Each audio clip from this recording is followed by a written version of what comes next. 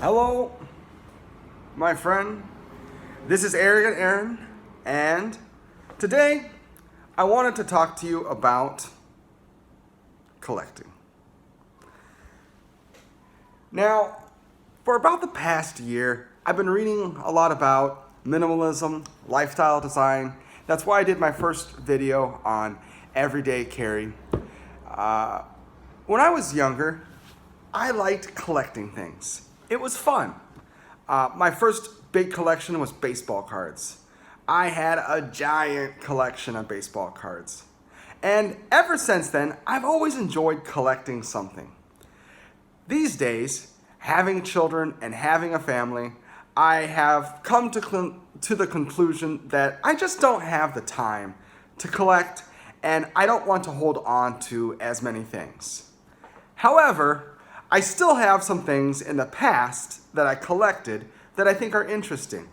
And today I wanted to show you my dice collection. I have always been fascinated by dice. They are such interesting things. And recently, there have been media platforms that have allowed people with new and interesting dice designs to get funding to develop and manufacture their dice. So the cooler ones I found, I bought them. And so this is my collection. I've kind of distilled it down to my favorite ones, and any dice that doesn't fit in this box, I've gotten rid of. So without further ado, here is my dice box. It is a wood box. It was made by a guy who just wanted to make dice boxes, and he would let you get your own custom logo. So this is one of a kind. No other dice box in the world like this. And I found this dragon off of some Korean Taekwondo website, and I thought it looked really cool. So yeah, I did it. It has 2 latches on either side, and so you just unlatch it. And the cool thing is here you have felt, so you can actually roll your dice on here. These days, I don't play as many games, but I technically could use this to roll dice on if I wanted to. So has this nice felt insert to kind of keep it all down so they're not all jumbled around when you open it. Let me give you a quick little look into here. I think this way will be better. So here are, let's see, how high can I, oh, that's as high as I can tilt it before they fall out. So here are all the dice. Get somewhat of a look, and then I'll take them out one by one. Not one by one, that would take a long time.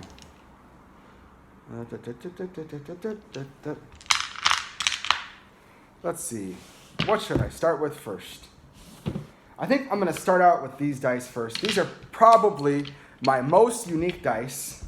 They kind of have a funny story behind them. So here, if you can look at them, here's 1, 2, and I have, how many do I have? I have about 10 of them. But if you look at them, you can actually see there's like a cube inside of it. They're made in Japan. I don't even know who the makers are. I think the guy who created the project is the only person who knows who these people are. They are I guess a traditional bead shop maker, but this gamer went to them and said, hey, could you make dice? And so what they do is they hand make this cloth, and then they submerge it into the acrylic.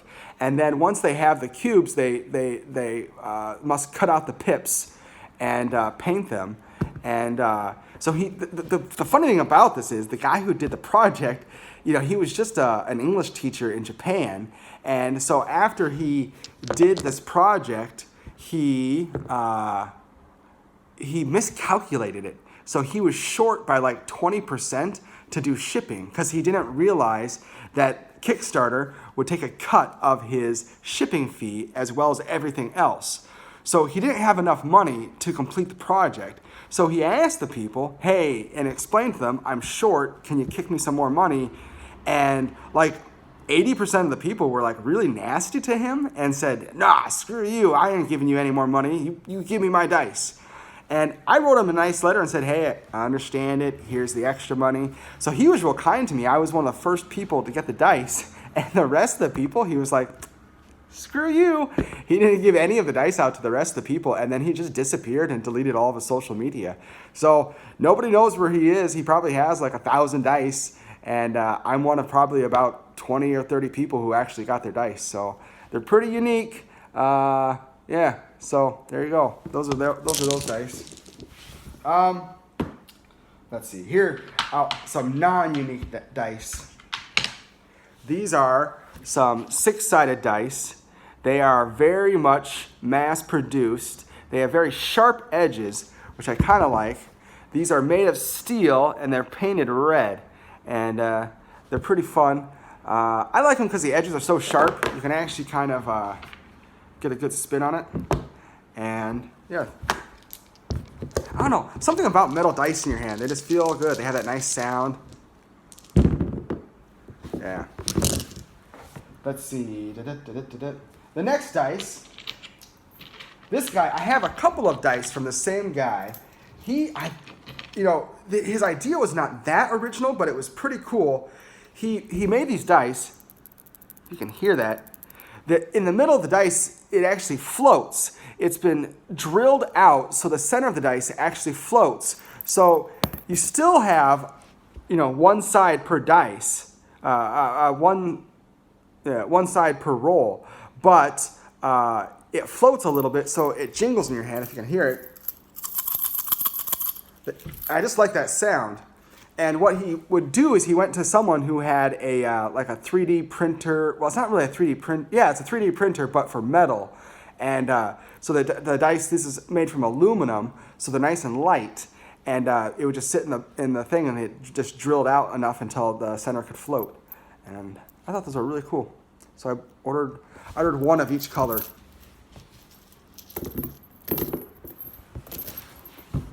And let's see. These next ones are a mixture of 2 colors. Again, I think this guy, he was the first one to ask a Chinese manufacturer, can you inject 2 colors into the same mold at the same time and just let them form. I think a few other people they would do 2 colors, but the line would be separated. And he asked the manufacturer, hey, can you just inject 2 colors and just let them float?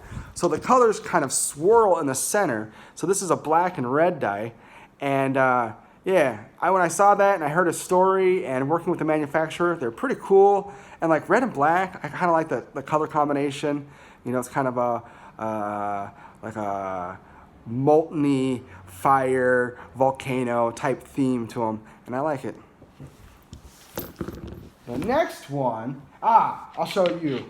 These are the very first dice I ever bought, and they're not really, the guy who made them, I think he was from Denmark, and he was a very young man, and he definitely was learning about the production of dice. So here they are. I'll show you the cool ones first.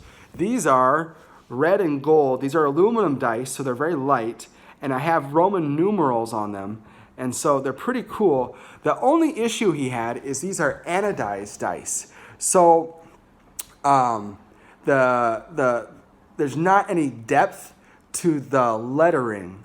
So like on a traditional die, like these ones with the pips, it's actually drilled in the numbering or the design. So light will actually hit inside of it, so it's very easy to see. But with an anodized dice, there's no light hitting it in. So you're only relying on the color contrast. Yeah, in fact, on this camera, you can't even really see it.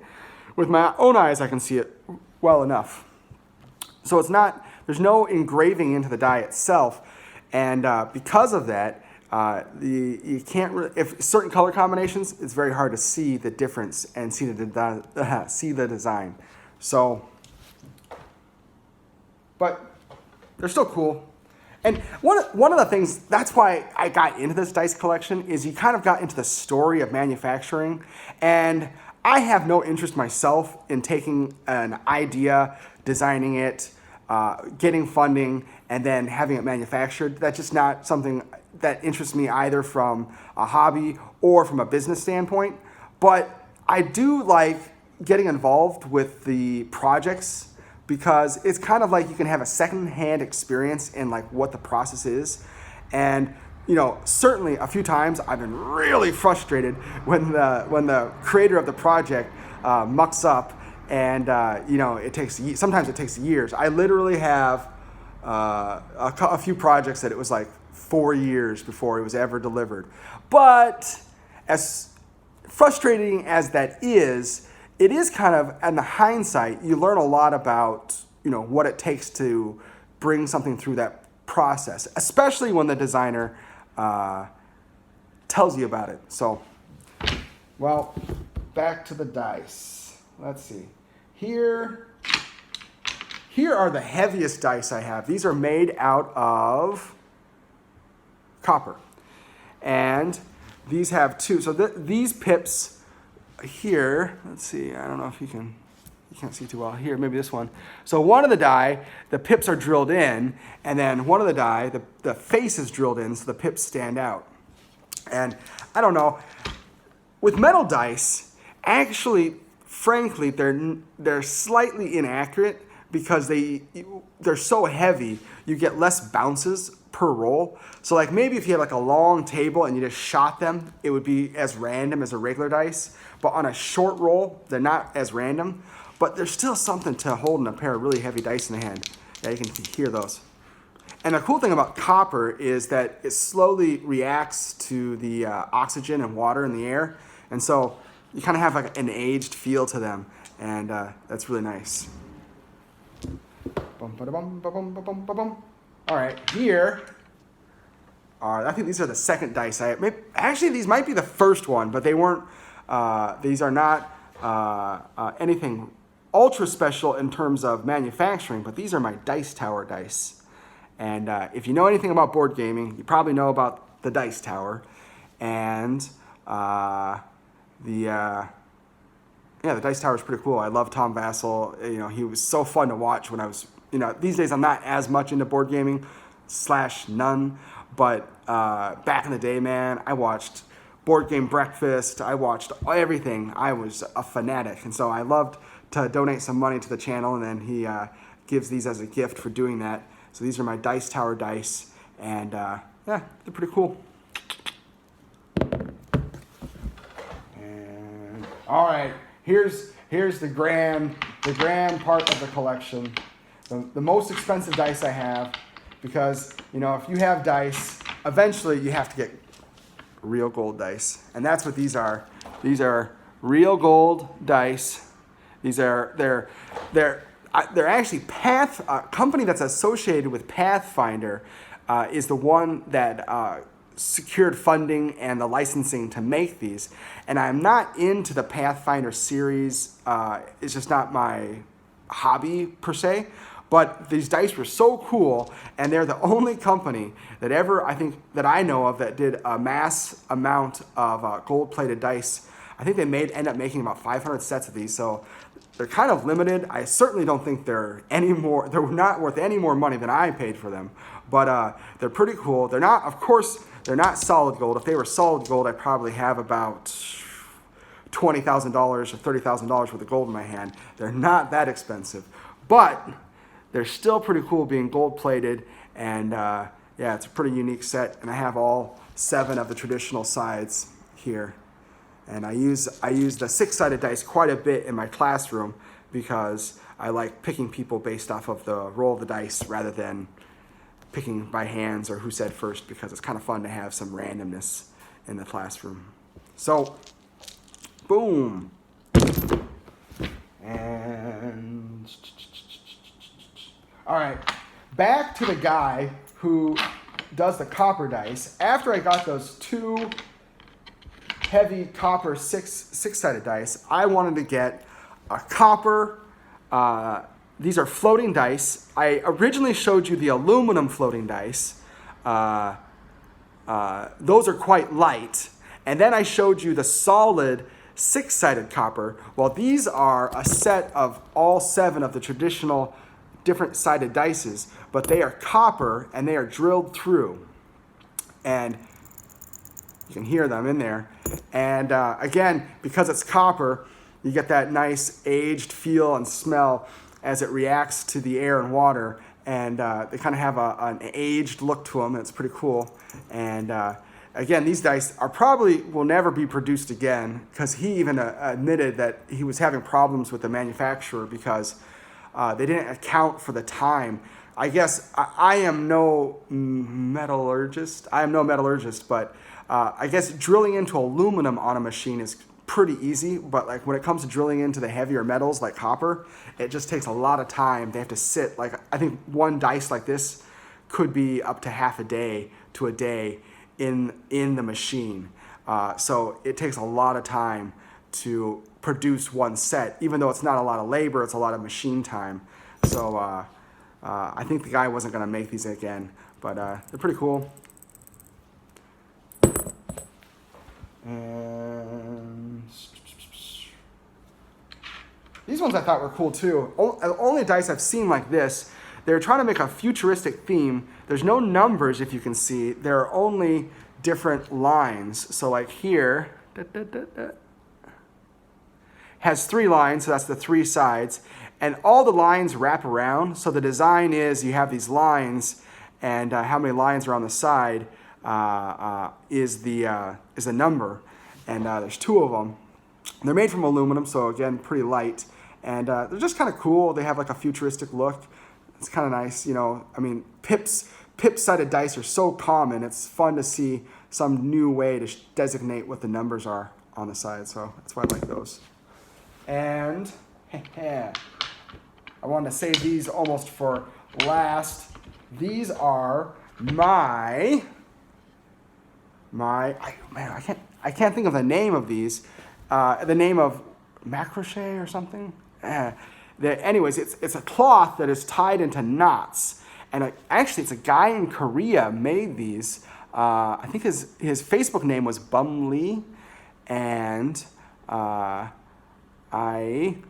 contacted him. I think these are the last dice I ever secured. So I didn't want to pay him any money because I'd already spent more money than I should have ever paid to collect dice that I don't need.